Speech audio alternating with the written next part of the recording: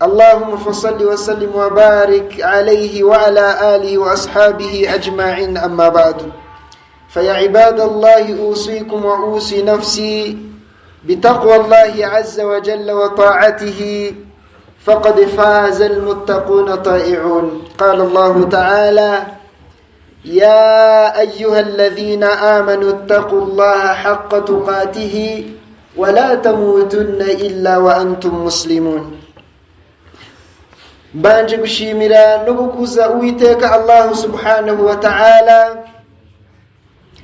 Allah subhanahu wa ta'ala ushobora byose wanadushoboje kuba turi mu musigiti kuri uyu munsi muri aka kanya kugira ngo twubahirize itegeko rye Allah subhanahu wa ta'ala. Niwe ukwiye gushimwa no gusingizwa byuzuye, niwe dusaba imbabazi z'amakosa yacu n'ibyaha byacu, niwe dusaba imfashanyo z'ibyo dukenera byose hano ku isi mu mva zacu no ku munsi w'imperuka. Ni nawe twikingaho kugira ngo aturinde ingaruka z'amakosa yacu n'ibyaha byacu kandi tukanamwicuzaho. Ndahamye mbikuye ku mutima mbivugisha ururimi ko nta yindi mana iba ikwiye gusengwa no kugaragirwa mu kuri uretse imwe rukumbi, Allah subhanahu wa ta'ala. Kandi nanone nkanahamya ko Muhammad sallallahu alayhi wa sallama ari intumwa y'Imana ndetse akaba n'umugaragu wayo. Bagaragu ba Allah, muri aka kanya ndagira ngo mbagire inama nanjye nyigira yuko twarusha kugandukira Imana subhanahu wa ta'ala, kuko nicyo cyiza umuntu yaba afite hano kuri iyi si kiruta ibindi. Ni kugandukira Imana, ni ukubaha amategeko y'Uwiteka Allah subhanahu wa ta'ala. Ikinyuranyo cy'ibyo ngibyo, niyo waba ufite ibindi byose byaba bisigaye kuri iyi si hatarimo gutinya Imana, nta kintu ibyo ngibyo biba bimaze, kubera yuko bizarangira kandi ugakorerwa ibarura kwa Allah subhanahu wa ta'ala. Ndetse no mu mva naho bikaba ari ibibazo. Dutinya Allah subhanahu wa ta'ala. فخطبتنا اليوم إن شاء الله تعالى عن فضل الإسلام. uyu munsi mu ncamakeya insha Allah ta'ala tugiye kwibukiranya ku byiza by'Ubuislamu. Ntabwo ari rimwe tubiganiraho, si kabiri, si gatatu, ahubwo ni kenshi, kubera yuko tuba tugira ngo tubizirikane, tuba tugira ngo tubibungabunge, tuba tugira ngo tubirinde, tuba tugira ngo twongere amaduwa dusaba Allah subhanahu wa ta'ala yuko azaduha kuva kuri iyi si turi abayisilamu ba nyabo beza. Allahumma amin. Allah azaduhe kuva kuri iyi si turi abayisilamu beza, turabemera Imana beza. Allahumma amin. Bagaragu ba Allah, fa fadlul islami azimun wa mutaaddidun. Bagaragu ba Allah subhanahu wa ta'ala, ibyiza by'Ubuislamu birahebuje kandi ni byinshi, ntabwo ari kimwe. Haythu yuhaqqiqu at-tuma'nina ar-raha an-nafsiyya fi ad-dunya min khilal al-iman wat-taqwa. Kubera yuko Ubuislamu n'ibyiza byabwo bituma tubasha kuba twagira ituze, tukagira umunezero wo ku mutima hano kuri iyi si, biturutse muri imani, ukwemera Allah subhanahu wa ta'ala umwe rukumbi, biturutse mu kugandukira Allah subhanahu wa ta'ala tumutinya we wenyine. Ibyo bituma umuntu agira ituze mu mutima we, akumva aranezerewe, mu gihe hari abandi bafite ibyamirenge ku ntenya ariko bahangayitse, biyahura ijoro n'amanywa, bafite ubugome, bameze gute, kandi wareba ukabona bafite byinshi byiza kuri iyi si kubera kubura iman wa taqwa. ويشمل الفضائل الأخلاقية كالصدق والعدل والصبر. nanone kandi Ubuislamu bukusanya nanone ibyiza birimo imico myiza, harimo kuvugisha ukuri, harimo ubutabera, harimo kwihangana. Ibyo byose Ubuislamu burabitwegereza tukabishyira mu bikorwa, bikaba biturimo, bikaba ari ibyiza dufite dukomora mu Ubuislamu. ويوفر السعادة والنجاة في الآخرة. nta nubwo ari hano ku isi gusa, kandi uretse yuko Ubuislamu bunaduha insinzi n'ibyishimo byo ku munsi w'imperuka. Wa yuhaqqiqu lil muslimina al ajra al mudha'af wa yuniru lahum at tariqa al mustaqim. Nanone kandi uwislamu ubuduha cyase impamvu yuko tuba dutegereje ibihembo byikubye byinshi cyane kwa Allah subhanahu wa ta'ala. Kanone uwislamu uburatuyobora bukatumurikira inzira igororotse izatugeza ku iteka Allah subhanahu wa ta'ala. Uwislamu nanone kandi wa bil idafa ila kaunihi dinan muwafiqan lil fitra wa muwahhidan lil umma tahta rayati at-tauhid. Nanone kandi uwislamu ikindi twakongeraho nuko ni dini ijyanye na kamere ndemano, ijyanye na kamere ndemano. Nta muntu avuga ngo uwislamu ngo bwamunaniye, ngo muzamunanira, ngo kubera imyaka myinshi, ngo kubera imyaka mike, ngo kubera yuko afite ubumuga, ngo kubera ko arwaye, ngo kubera ko la. Ibyo byose uwislamu bwarabiteguye ukuntu umuntu nk'uwo ashobora kubaho neza kandi yubahiriza amategeko y'iteka Allah subhanahu wa ta'ala. Ni dini rifite amategeko ajyanye na kamere ndemano y'ikiremwa muntu hano ku isi. Kamere uwislamu gasobanura ibyabwo ukumva kuko biranumvikana, ukumva biranumvikana abayisilamu. Ntaho wavuga uti cyakora hano uwislamu hano bwararengereye kuko ntabwo bijyanye n'ukuntu umuntu aremetse. La ntabwo ariko bimeze, ahubwo burasobanura amategeko, burasobanura ibyabwo ukavuga uti kweri ndemeye, birumvikana pe, bijyanye na karemano y'umuntu, bijyanye n'ubuzima, bijyanye n'ibi bihe kweri turimo. Iyo ibihe byanditse gutya bigenda gutya, uwislamu bwavuze ibintu byose. Uwislamu ni idini ribereye abantu abari bo bose n'ahantu hariho hose n'igihe icyo ari cyo cyose, kuko baba bwaragiye bivugaho bagaragu ba Allah subhanahu wa ta'ala. Biranahagije kandi tugendeye kuri aya ya Allah subhanahu wa ta'ala agira ati a'udhu billahi minash shaitanir rajim. Qala Allah ta'ala al-yawma akmaltu lakum dinakum wa atmamtu alaykum ni'mati wa raditu lakum al-islam dina. Allah subhanahu wa ta'ala muri suratul Maida aravuga ati uyu munsi mbuje, ni aya zamanutse ari ubwanyuma, aya zanyuma zamanutse.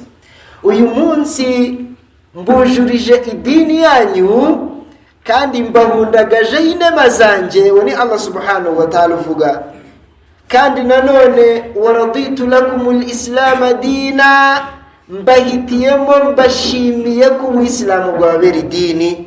Allahu akbar. Uwislamu mbahitiyemo ko nishimiye ko bubabera idini. Allah subhanahu wa ta'ala uzi byose, uzi bigaragara n'ibitagaragara, we muremyi wacu n'ibindi biremwa bitari abantu, we muremyi wabyo. Icyo bahitiyemo ibiremwa, icyo bahitiyemo umukiremwa muntu hano kuri iyi si ni uwislamu, kandi Allah subhanahu wa ta'ala niwe uhitamo neza, niwe uduhitiramo neza kuko azibyihishe ndetse n'ibigaragara.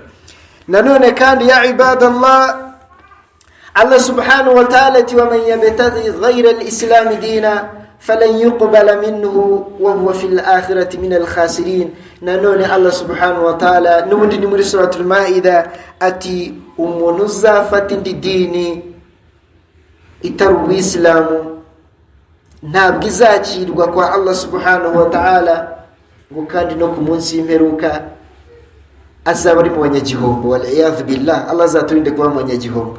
Naam, Allah reruye ntagaciye ku ruhande ku buryo yavuga umurongo nk'uyu tukavuga ngo ubuse ashatse kuvuga iki Allah ko bitari kumvikana neza. La uzafata indi dini itari uwislamu ntabwo izakirwa kwa Allah subhanahu wa ta'ala. Uyu ni umurongo weruye. Iyi ni inema dufite mu Uislamu, kuba tuba dufite imirongo nk'iyi, amagambo nk'aya ya Allah subhanahu wa ta'ala. Nanone kandi ibadullah fahuwa dinul anbiya'i wal mursalin jami'uhum. Uislamu ni dini y'intumwa n'abahanuzi bose. Nta kuvuga ngo Adamu ngo yarari muri iri dini, ngo Adamu nta dini yagiraga, wenda ngo Nuhu ngo byari bimeze gutya. La ni dini y'intumwa n'abahanuzi bose kuva ku wa mbere kugera ku wa nyuma. Kandi intumwa n'abahanuzi bari bamwe nuko bagiye baza mu bitandukanye. Ni intumwa z'Imana, bose babaga bikoreye, babaga bazanye, babaga bahawe ubutumwa bw'Uwiteka Allah subhanahu wa ta'ala kugira ngo babuzanire ikiremwa muntu hano kuri isi gikomeze kijye ku murongo ikiremwa cya Allah subhanahu wa ta'ala. Hagacaho imyaka runaka abantu batangiye kwigomeka ku mategeko y'intumwa yabanje, Allah subhanahu wa ta'ala kohereza indi ntumwa ikazi ikababwira ati mugaruke ku murongo, mugaruke ku murongo, kugeza ku iherezo ry'intumwa y'Imana Muhammad sallallahu alaihi wasallam. Niwe waje asoreza intumwa n'abahanuzi, nta wundi uzaza nyuma y'intumwa y'Imana Muhammad sallallahu alaihi wasallam. Abanjijwe na Nabiyullah Isa alayhi salam. Isa alayhi salam yabanjije intumwa y'Imana Muhammad sallallahu alaihi wasallam atumwa mu Isirayeli. Anavuga ukuza kw'intumwa y'Imana Muhammad sallallahu alaihi wasallam, bishara بمجيء محمد صلى الله عليه وسلم بعده. إذ قال مو الله سبحانه وتعالى أبفقا من سورة الصف: وإذ قال عيسى بن مريم يا بني إسرائيل إني رسول الله إليكم مصدقا لما بين يدي من التوراة ومبشرا برسول يأتي من بعدي اسمه أحمد. intumwa y'Imana Isa alayhi salam iri gukwirakwiza ubutumwa ibwiriza abisirayeli, ibwira abantu ubutumwa bwa Allah subhanahu wa ta'ala. Yabahaye n'inkuru nziza, arababwira ati wa mubashiran bi rasuli, ngiye kubaha n'inkuru nziza ko hari intumwa ya'ti min ba'di, izaza nyuma yanjye, ismuhu Ahmad, izina rye ni Ahmad. Mu mazina y'intumwa y'Imana Muhammad sallallahu alaihi wasallam harimo Ahmad, Ahmad, Mahmud, Muhammad. Muhammad azaza nyuma yanjye sallallahu alaihi wasallam. Intumwa zose zabagezanye ubutumwa bwa Allah subhanahu wa ta'ala kandi ziziranye. Intumwa izi yayibanjirije rimwe n'imwe Allah subhanahu wa ta'ala kanihishurira izakurikira. Bagaragu ba Allah subhanahu wa ta'ala, tukiri kuvuga kuri Isa alayhi salam, n'intumwa y'Imana Isa alayhi salam yari umuyisilamu. Turabona nabyo muri Qur'ani aho Allah subhanahu wa ta'ala agira ati: فلما أحس عيسى منهم الكفر قال من أنصاري إلى الله قال الحواريون نحن أنصار الله آمنا بالله واشهد بأننا مسلمون. الله سبحانه وتعالى من سورة آل عمران فلما أحس عيسى منهم الكفر. عيسى يبقيرزا وانا ربابقيرزا عيسى يسو arababwiriza, hanyuma aza kuvumbura, aza guhishura yuko benshi muri bo ikigereranyo kiri hejuru bafite ubuhakanyi bwinshi, bafite uguhakana gukomeye cyane. Arangije arabaza, aravuga ati reka nishakiremo abashobora kumfasha uyu murongo cyangwa si inzira igororotse. Aravuga ati man ansari ilallah, ni bande banshyigikira mu nzira ya Allah subhanahu wa ta'ala. Abashyigikira inzira ya Allah subhanahu wa ta'ala ni bande baza bakanshyigikira? Ko abantu benshi bahakanye, ko abantu benshi bigometse. Man ansari ilallah, ni bande baza bakanshyigikira mu nzira ya Allah subhanahu wa ta'ala. قال الحواريون babandi bamubaga hafi baravuga ati nahnu ansarullah, twebwe rwose turabashyigikira inzira ya Allah subhanahu wa ta'ala. Amanna billahi, twamaze kwemera Allah subhanahu wa ta'ala rukumbi. Washhad bi anna muslimun, ahubwo ya Isa yewe Yesu unaduhamirize yuko uzatubera umuhamya ko turi abayisilamu. Washhad bi anna muslimun, uzaduhamirize yuko turi abayisilamu. Ubwo wisilamu ni Isa nyine warabigishije, ko ntabwo bari babuze. Ni Isa alayhi salam wabigishije. Bagaragu Allah subhanahu wa ta'ala na Yesu yari umuyisilamu. N'izindi ntumwa z'Imana uko dufashe urugero kubera ko tuba dufite igihe gitoya. Bagaragu ba Allah subhanahu wa ta'ala, tunibukiranye kubera agaciro k'iyi da'wa ila al-islam, guhamagarira abantu kugana ubuisilamu. Intumwa y'Imana Muhammad sallallahu alaihi wasallam yaravunitse cyane.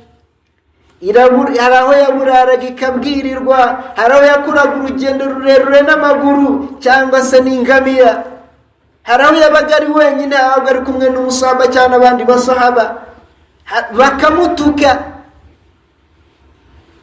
bakamutera amabuye, ariko ibyo byose ntacike intege, akavuga ati ndabahamagarira idini y'ukuri kugira ngo muwe mwazarokoka umuriro wa jahannam, kugira ngo bavuge, agakomeza kubahamagara kuvuga la ilaha illallah, la ilaha illallah, nta yindi mana ibaho y'ukuri uretse Allah subhanahu wa ta'ala.